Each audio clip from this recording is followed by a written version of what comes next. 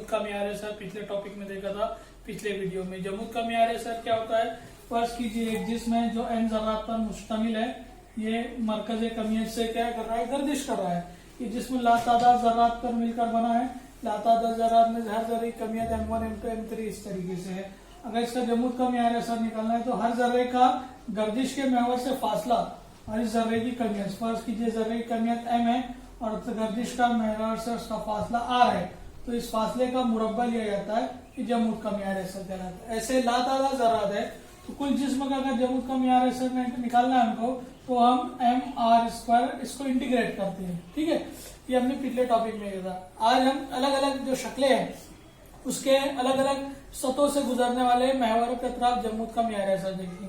जैसा हमारा हल्का यानी रिंग है, कुर्स है, उसका जमूद का म्यार ऐसा देखेंगे। जमूद के म्यार ऐसा में पहले हमको शक्ल देखना है हल्का, यकसा हल्का यानी रिंग है, साइकिल की जिस तरीके से रिंग रहती है उसके अतराफ जमूद का म्यार ऐसा निकालना है। इस फर्ज कीजिए एक रिंग है, एक हल्का है जिसका निष्कुत्र r है। रिंग को हम यकसा रिंग उस वक्त बोलेंगे जब रिंग की पूरी कमियत उसके पूरे मुहित के ऊपर यकसा डिस्ट्रीब्यूट हुई है। ऐसा नहीं कि भाई यहाँ ज्यादा कमियत है रिंग के, यहाँ कम है, यहाँ या रिंग ऐसी है, यहाँ मोटी है ना, यहाँ मोटी है, यहाँ बारीक है, इसको यकसा रिंग नहीं बोलेंगे क्योंकि यहाँ पे कमियत ज्यादा डिस्ट्रीब्यूट हुई है, तकसीम हुई है, यहाँ पे कमियत कम तकसीम हुई, तो यकसा रिंग नहीं कहलाएंगी। ये रिंग यकसा रिंग उस वक्त कहलाएंगी जब उसकी कुल कमियत उसके मुहित के ऊपर यकसा तौर पर डिस्ट्रीब्यूट यानी तकसीम हुई है। एक यकसा हल्का है, यकसा रिंग है जिसका निष्कुत्र r है, उसके मरकज पे एक महवर गुजर रहा है जो उसकी मुस्तवी को उमूदन गुजर रहा है। समझिए रिंग ऐसी है तो ये मरकज उसको इस तरीके से गुजर रहा है और इसके अतराफ रिंग जो है ये जाविया रफ्तार ओमेगा से गर्दिशी हरकत कर रही है, तो इसका जमूद का म्यार ऐसा निकालेंगे।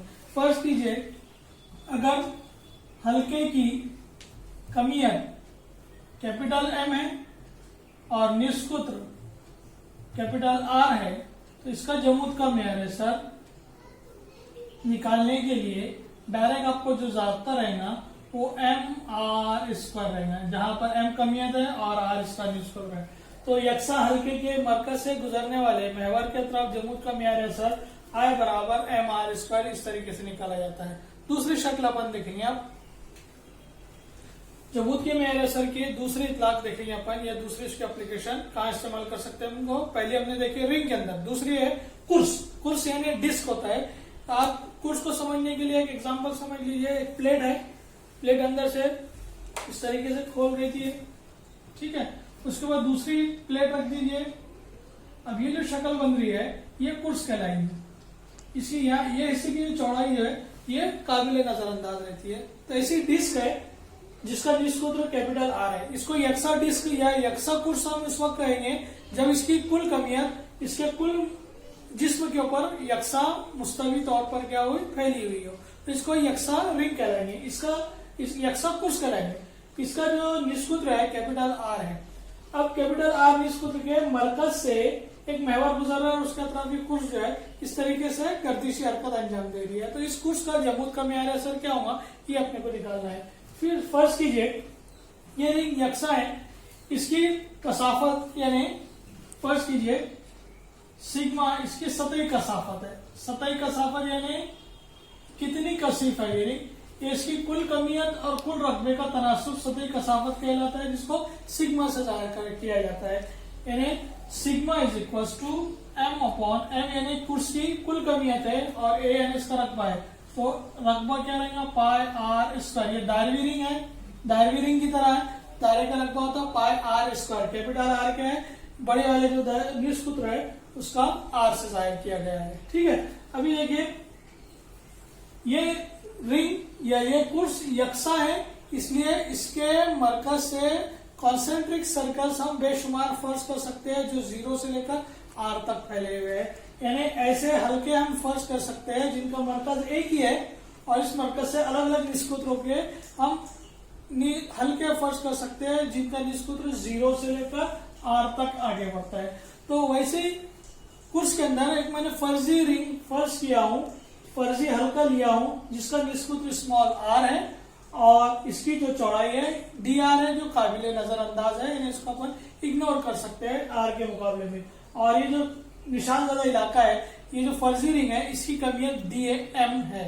इस रिंग का सतह कसाफत अगर निकाला है तो सिग्मा अपॉन रिंग की कमियत कितनी है, छोटी कमियत DM लेते हैं, और रिंग का रकबा, तो रिंग कैसी है, दायरवी है, दायरवी चीज का रकबा 2πr यानी दायरे के मुहित के बराबर होता है, और इसकी चौड़ाई है dr, तो उसको dr से ज़ात करना रहता है, यानी sigma is equal to DM upon 2πr into delta R. ये किसकी सतह कसाफत है, ये जो हमने फर्जी रिंग ली है उसकी सतह कसाफत है, जिसको सिग्मा से जाहिर किया जाता है, वो कमियत बटे रकबा, और रिंग का रकबा कैसा रहेगा 2πr इंटू dr, dr की चौड़ाई होने की वजह से उसकी चौड़ाई से इसको मल्टीप्लाई करेंगे, और 2πr ये दायरवी मुहित का रकबा है, ठीक है। ये sigma is equal to DM upon 2πr। इस फर्जी रिंग का अगर मुझे जमूद का मियार असर निकालना है, इसको मैं IR से जाहिर करता हूं, जमूद का मियार असर। जमूद का मियार असर क्या होता है, इंटीग्रल जो रकबे है वो 0 निष्कुत्र से लेकर कहां तक बढ़ रहा है, 0 से लेकर R तक बढ़ रहा है, 0 इंटू R, ठीक है। कमियत और फासले का मुरब्बा, ये हमारा जमूद के मियार असर का ज़ाब्ता है, इसलिए R is equal to integral 0 to R। कमियत कितनी है इसकी, तो कमियत निकालने के लिए यहाँ इसकी मैं तिरछी ज़रब कर देता हूँ, sigma into 2πr delta R is equal to DM। ये जो है ये कमियत है, किसकी कमियत है, ये फर्जी जो रिंग मैंने फर्ज किया हूं उसकी कमियत है, DM से उसको जाहिर किया जाता है, और इसका फासला कितना है, डेल्टा R। तो कमियत हो जाएगी, कमियत की जगह पर रखता हूं मैं sigma into 2πr delta R, और इसका फासला कितना है, फासला है उसका निष्कुत्र, तो निष्कुत्र कितना है इसका R, फासले का मुरब्बा है R इस पर, ठीक है। अभी इसमें से जो मुस्तकिल कीमतें होंगी वो इंटीग्रेशन के सामने आ जाएंगी, और जितनी वेरिएबल या मुतगय्यर कीमतें हैं वो अंदर ही रहेंगी।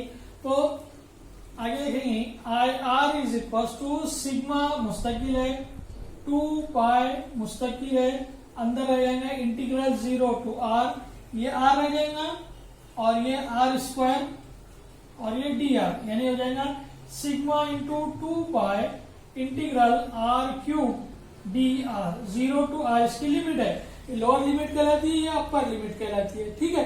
अब R³ का अगर इंटीग्रल लेंगे हम, तो इंटीग्रेशन जो मैथमेटिक्स में चैप्टर है उससे इसके पूर्णतम में एक का इजाफा हो जाता है, यानी सिग्मा इंटू 2π R का इंटीग्रल हो जाएगा R की पावर 4 बटे 4 0 टू R।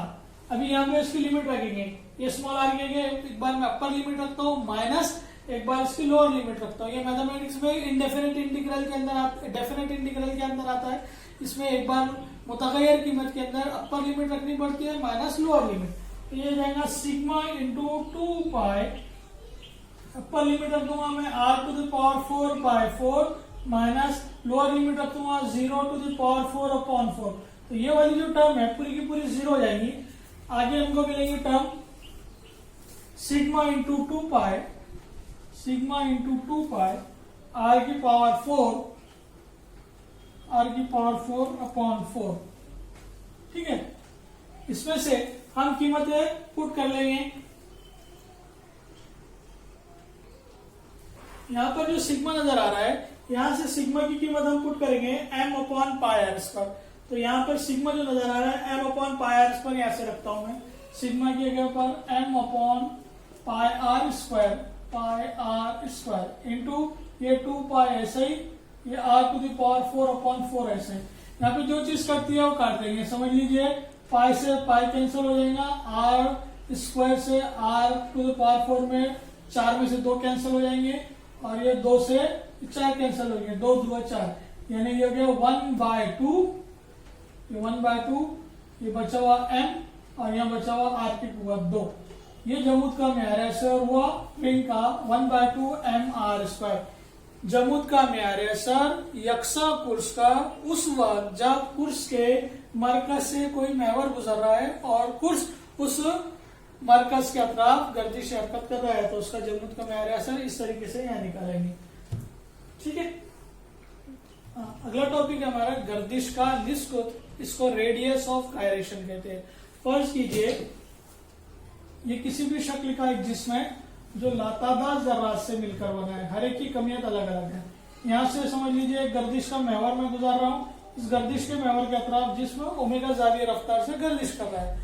तो इस जिस्म का जमूद का म्यार है सर दो चीजों पर मुनस्सिर रहता है। सबसे पहले तो इस जिस्म की कमियत, और ये कमियत गर्दिश के महवर से किस तरीके से डिस्ट्रीब्यूट हुई है, किस तरीके से फैली हुई है, कमियत की तकसीम पर भी मुनस्सिर होता है। इसका जमूद का म्यार ऐसा निकालना है तो उसके लिए जाब्ता है कमियत और फासले का मुरब्बा, फासले का मुरब्बा, ये जमूद का म्यार है।